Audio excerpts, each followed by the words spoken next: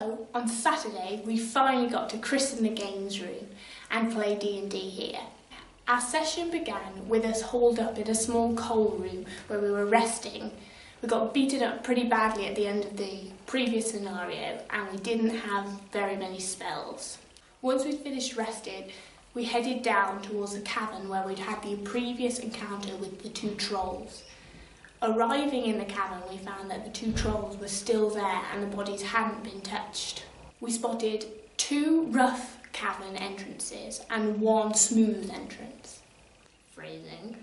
Elred, our rogue, decided that he'd scout them out.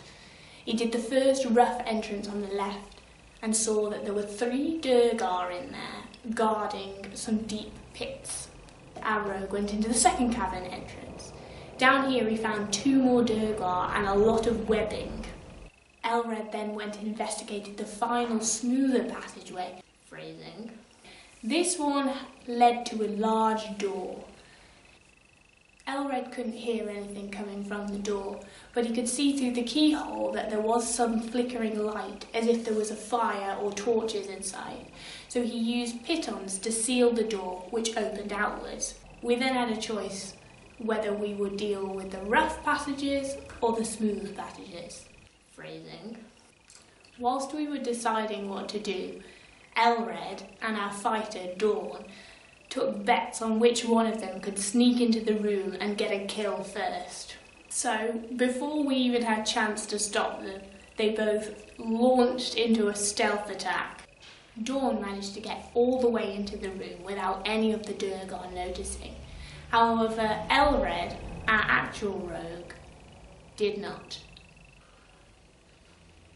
Distracted by Elred's racket, Dawn did manage to get a sneak attack in and do quite a lot of damage. In fact, between the two of them, they dealt with the Durgar really well, whilst the other 3 of us watched the entranceway and tried to keep an eye out for any of the Durgar that might emerge from the second rough passage. Phrasing.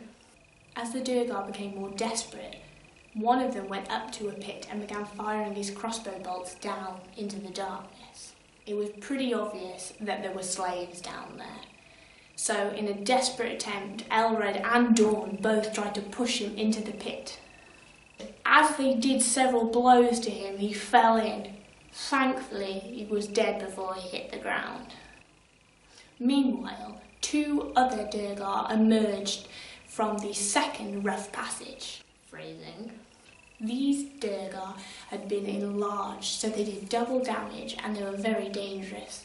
Fortunately, me and Azili were quite a distance away, so we managed to get several attacks in because we'd been waiting for them to appear. A couple of criticals later, and I'd managed to take out one of the Durgar. The second Durgar had managed to get a few hits on Azili, but both her and Thagras managed to take out that Durgar without too much difficulty. After that, we had the difficult decision of how we were going to get the slaves out. We managed to get about 24 slaves out of the pits in the room. We encountered one slave, Quillick, who still had quite a lot of wits about him and informed us that there were about 200 of them originally taken from the town, but the others had been killed slowly over the time they were there. Quillick informed us that there was a Durgar sorcerer still in the place, and we guessed that he was probably locked in that room with the flickering fire that Elred had discovered earlier on. We decided that the best bet at this point was to just get the slaves out. Splitting the party so that some of us were at the front of the group, in the middle and at the back of the slaves, we made a run for the stairs.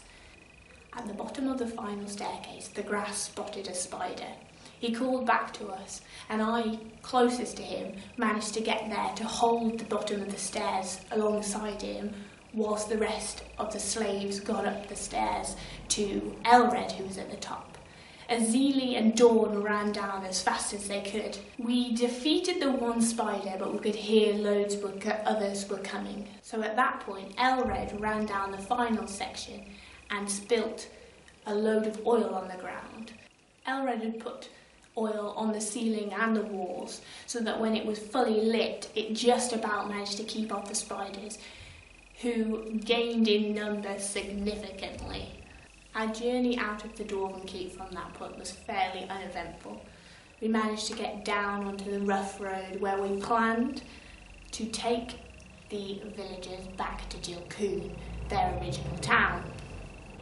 After a while on the road though, I managed to spot around 20 creatures in the distance.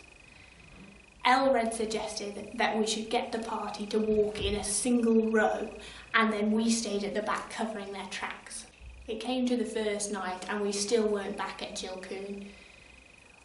At around dusk we decided that what we would do was light a fake camp with several fires and then walk until nightfall, where we would rest in the dark. Nighttime fell and Dawn and I took first watch. On this first watch, we saw the fake camp being disturbed by whatever creatures they were. And so Dawn and I decided that we would wake the others up and push them onto Jilcoon over the course of the night in the hopes that we could get to safety faster. When we reached Jilcoon, Dawn and Elred went into the town to clear away some of the bodies. Then Zagras, Azili and I escorted the slaves to a safe building where we watched them uneventfully for the night. The following morning we managed to find some boats by the river which led directly to Daggerford. Leaving the townspeople in Jilcoon was not a good idea, so we loaded all of the townspeople onto boats and travelled downstream until we reached Daggerford. At first, arriving in Daggerford was a joyful occasion. We'd managed to get the slaves to safety without any incidents on the river.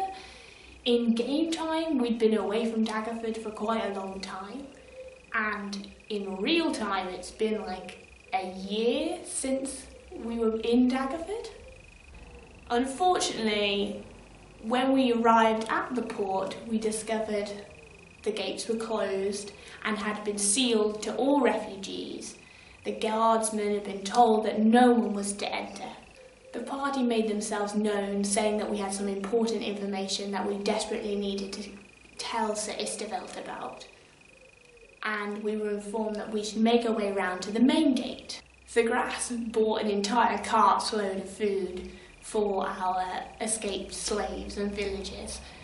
We left them in the safe hands of the militia and made our way round to the main gateway, where we discovered even more people outside. Caravans, tents, obviously people who'd been stuck outside the gates for quite some time. The crowds were angry and there was a lot of shouting going on between the guards. There was a man shouting about how his son was unwell and he desperately needed to get to a temple. Zagras immediately went over to help and discovered that the son was in dire need of medical attention. He assured the man that he would come back tomorrow with the proper skills needed to cure him, or he would manage to get the son into the gates. Whilst he was doing that, the rest of us were talking to the gates people, trying to convince them to let us in because we had important information.